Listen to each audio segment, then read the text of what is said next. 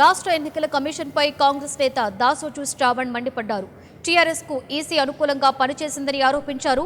ఓటర్ల పేర్లను జాబితా నుంచి తొలగించి సారీ చెప్పడం ఎంతవరకు సబబని రజత్ కుమార్ని సూటిగా ప్రశ్నించారు. పోలింగ్ బూత్లోని సీసీ కెమెరాల ఫుటేజ్ని బయటపెట్టాలన్న ఆయన రజత్ కుమార్కి లై డిటెక్టివ్ పరీక్ష పెట్టి నిజాలను కక్కించాలని డిమాండ్ చేశారు. బూత్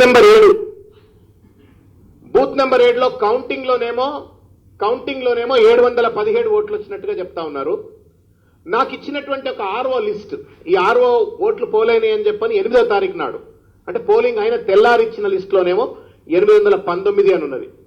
తర్వాత బూత్ నెంబర్ 11లో 328 కౌంట్ అయిందని చెప్పనుంది, కానీ లిస్ట్ లో ఉన్నటువంటి 327 మాత్రమే. తర్వాత బూత్ నెంబర్ 19లో 711 కౌంటింగ్ లో చూపెడతా ఉన్నారు. వాస్తవానికి ఆర్ఓ మొదలిచ్చిన లిస్ట్ లో 714 ఉన్నాయి. ఇట్లా నేను చెప్పుకుంటూ పోతే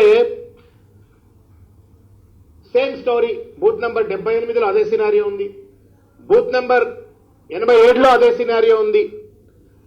తర్వాత బూత్ నెంబర్ 94లో వచ్చేసి 640 కౌంటింగ్ లో చూపెడితే ఆర్ఓ ఇచ్చిన లిస్ట్ లో 637 ఉంది.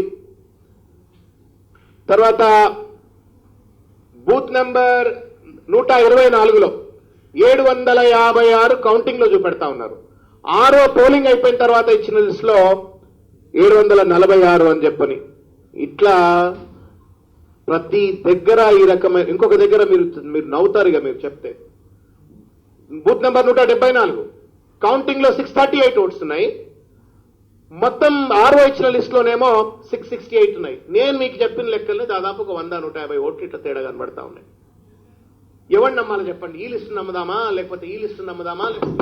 ఎవరు నమ్మాలి చెప్పండి? కష్టపడి ప్రాణాలు. For more updates, please subscribe 99 TV Telugu.